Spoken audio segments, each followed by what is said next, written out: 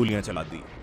निहत बच्चों और बुजुर्गों को अपना शिकार बना देने वाली इस घटना ने अंदर से पूरे देश को हिला दिया। लेकिन साल 1919 का था, भारत पर अंग्रेजों का राज था और कोई सुनवाई नहीं हुई। इसी का बदला लेने फिर एक भारतीय शेर उधम सिंह जा पहुंचा इंग्लैंड और करीब 20 सालों के बाद 1940 में इस घटना के लिए जिम्मेदार शख्स को गोली मारकर उधम सिंह ने अपना बदला पूरा किया। लेकिन उधम सिंह ने जनरल डायर को नहीं मारा था। स्कूल में आपको जो मर्जी पढ़ाया गया हो, लेकिन हम आपको बता दें, शहीद उधम सिंह इंग्लैंड कभी जनरल डायर को मारने गए ही नहीं थे, बल्कि उनका निशाना तो कोई और ही था। क्या है उधम सिंह और जलियांवाला बाग कांड की पूरी कहानी, आज हम आपको बताएंगे। इसलिए इस वीडियो में अंत तक बने रहिए और देखिए भारत मां के इस वीर सपूत की जीवन गाथा। पहले जान लेते हैं जलियांवाला बाग में उस दिन आखिर हुआ क्या था। 13 अप्रैल 1919 बैसाखी का दिन था। जलियांवाला बाग में बैसाखी मनाने के लिए और कुछ स्वतंत्रता सेनानियों की गिरफ्तारियों का विरोध करने के लिए एक सभा हुई। सभा पूरी तरह शांतिपूर्ण थी, लेकिन उस वक्त ब्रिटिश सरकार के एक ऑर्डर के तहत सभी सभाओं पर बैन लगा दिया गया, जिस वजह से वहां पर सेना पहुंच गई।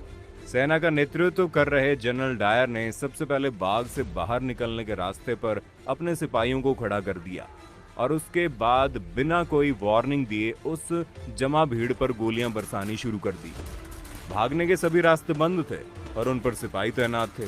लोग जाते भी तो कहां जाते।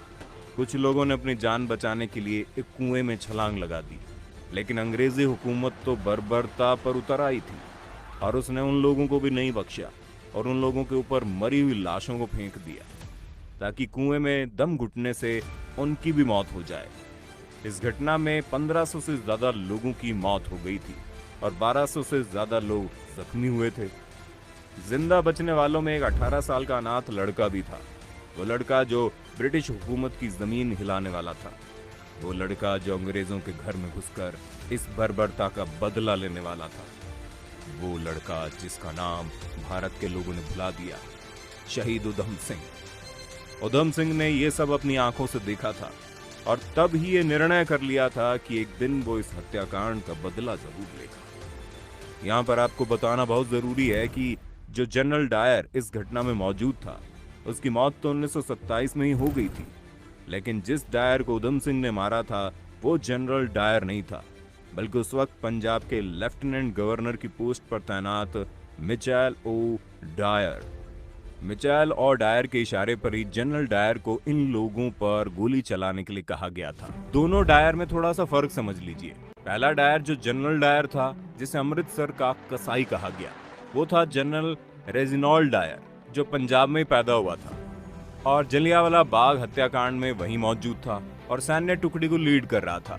वहीं मिचेल और डायर उस वक्त पंजाब में लेफ्टिनेंट गवर्नर था, लेकिन उसी ने उस खूनी खेल को शुरू करने के ऑर्डर रेजिनॉल्ड डायर को दिए थे। दोनों के नाम और स्पेलिंग में थोड़ा सा अंतर है। उधम सिंह के माँ बाप पहले ही दुनिया से जा चुके थे और उधम सिंह उस वक्त एक अनाथालय में रहते थे। वो जलियांवाला बाग में अपने भाइयों और दोस्तों के साथ उस वक्त लोगों तक पानी पहुंचाने का काम कर रहे थे जब इस घटना को अंजाम दिया गया। कहते हैं हमारे देश के एक और अमर शहीद आजम भगत सिंह को भी अंग्रेजी हुकूमत के खिलाफ बगावत की जंग में उतारने वाली घटना ये जलियांवाला बाग ही थी। इस घटना के बाद भगत सिंह भी यहाँ पहुंचे थे और वो यहाँ से मिट्टी उठाकर घर ले आए थे। उधम सिंह भी भगत सिंह की जिंदगी से काफी प्रेरित थे। इस घटना के कुछ समय बाद उधम सिंह ने अनाथालय छोड़ दिया था और वो कुछ वक्त अमेरिका में रहे, लेकिन जब उन्हें वहां बब्बर अकालियों के अंग्रेजों के खिलाफ चल रहे संग्राम के बारे में पता चला तो वो लौटकर भारत आ गए। इसी बीच वो एक पिस्तौल भी स्मगल करके वहां लाए, जिसके बाद पकड़े जाने पर उन्हें कुछ वक्त के लिए जेल में भी रहना पड़ा। लेकिन उधम सिंह का मकसद हमेशा से साफ था, बदला। 1940 आते आते डायर रिटायर हो चुके थे और भारत छोड़कर वापस इंग्लैंड लौट गए थे। उधम सिंह भी इस हत्याकांड का बदला लेने के लिए इंग्लैंड पहुंच गए, पर रास्ता इतना आसान नहीं था और डायर तक पहुंचना कोई आसान काम तो था नहीं, इसलिए उन्हें इसके लिए काफी लंबा इंतजार करना पड़ा। काफी वक्त तक वो वहां रहे और एक दिन उन्हें खबर मिली कि एयर ईस्ट इंडिया एसोसिएशन द्वारा आयोजित एक मीटिंग में स्पीच देने के लिए शरीक वो होने वाले हैं। यहाँ पर ब्रिटिश तंत्र के कई और जरूरी लोगों का भी जमा होना संभावित था। इसलिए 13 मार्च 1940 को उधम सिंह अच्छे से एक अंग्रेज की तरह कपड़े पहने हुए वेस्टमिनिस्टर के कैक्सटन हॉल पहुंच गए, जहां पर ये मीटिंग होने वाली थी। हॉल में जाने से पहले उन्होंने अपनी रिवॉल्वर एक किताब के अंदर छुपा ली थी और वो उसे अंदर ले जाने में कामयाब रहे।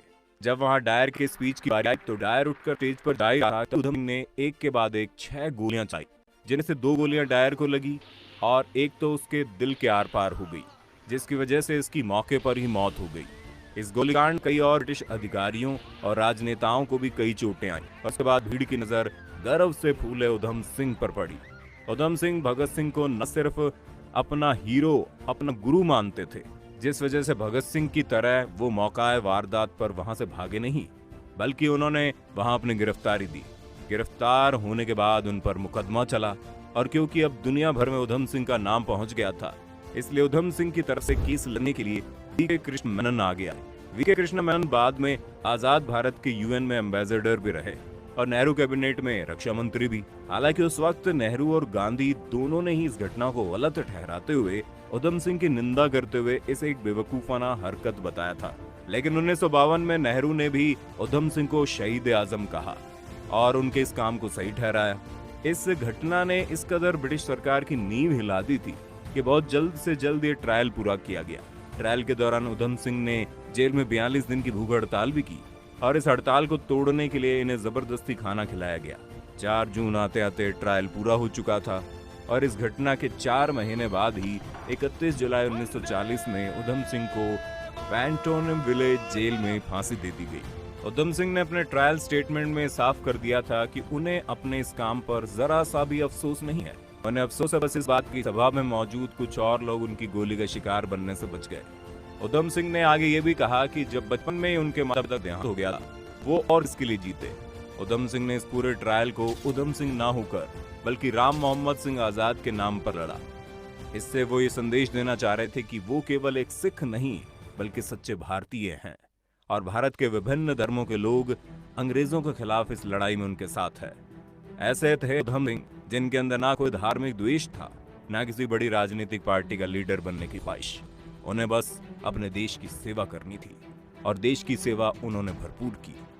उनके अवशेषों को 1970 के दशक में वहां से भारत लाया गया, जिसके बाद उसका कुछ हिस्सा पंजाब की सतलुज नदी में बहा दिया गया और कुछ हिस्सा आज भी उसी जलियांवाला बाग में रखा गया है, जिसकी लाल मिट्टी शायद उधम सिंह की राख से पहली बार ठंडी हुई होगी। हम अक्सर आज भी इस दुनिया में गांधी जयंती और 15 अगस्त की छुट्टी में ऐसे अमर सपूतों को याद करना भूल जाते हैं। ये वो लोग हैं जिन्होंने हंसते हंसते अपनी जान दे दी थी ताकि हम लोग आज एक आजाद नागरिक की तरह जी सके। इसलिए हमारा इतना तो फर्ज बनता ही है कि हम इन्हें याद रखें और आने वाली पीढ़ियों को भी उनकी गौरव गाथा सुनाएं। अगर आज का वीडियो आपको अच्छा हो तो लाइक करने के साथ इससे ज्यादा से ज्यादा शेयर भी कर देना ताकि लोगों को उनके इतिहास के बारे में पता